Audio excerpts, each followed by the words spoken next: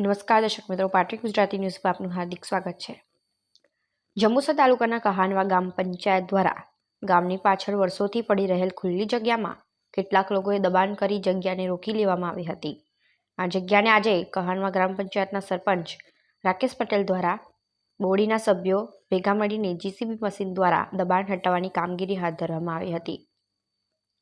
પંચાયત દ્વારા આ દબાણ હટાવી એક એક્શન પ્લાન તૈયાર કરવામાં આવી રહ્યો છે। તેઓ દ્વારા આ જગ્યા પર લગ્ન તથા અન્ય શુભ પ્રસંગે લોકોને કામ માટે આવી શકે અને આ જગ્યા પર પ્રસંગો થઈ શકે માટે આ જગ્યાના તમામ સુવિધાઓથી સજ્જ કરવા કામગીરી હાથ ધરવામાં આવી છે। આ કામને ગામના દરેક લોકોએ સાથ સહકાર આપ્યો છે। પંચાયતના રાકેશ પટેલ દ્વારા જણાવવામાં આવ્યું હતું કે અહીંયા ચારે બાજુ બાઉન્ડ્રી મારી બાળકોને રમત ગમતના સાધનો તથા લગ્ન પ્રસંગે કોઈને કોઈ તકલીફ ન પડે ને છૂટછાટવાળી જગ્યાએ દીકરા દીકરીઓના પ્રસંગોના વધારાના ખોટા ખર્ચા ન થાય તે માટે આયોજન કરવામાં આવ્યું હતું। પંચાયત તથા રાકેશ પટેલનો ખૂબ ખૂબ આભાર વ્યક્ત કર્યો હતો।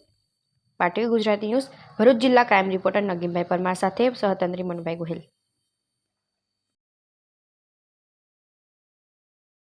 આજે જ્યાં સાફ સફાઈ થઈ રહી સરપંચ તેનું શું આયોજન કરવામાં આવશે અહીંયા આગળ? आज जंबूसर तालुकाना कानवा गामनी अंदर वर्षों जूनू जे एक લીમડી ચોક વિસ્તારની પાછળની સાઈડે દબાણ હતું વર્ષો જૂનું।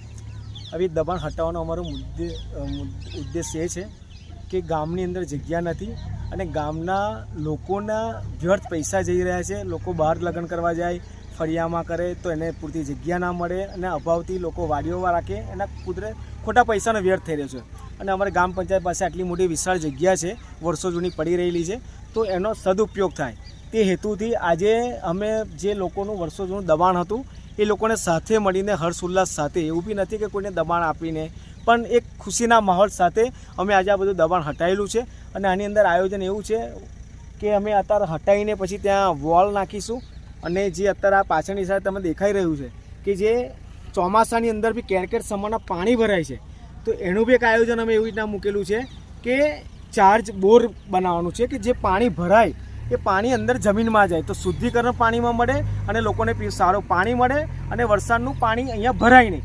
બંને હેતુથી આજે એક આયોજન કરી રહ્યા છે અને તેના તમામ ગામ લોકો મારી સાથે છે।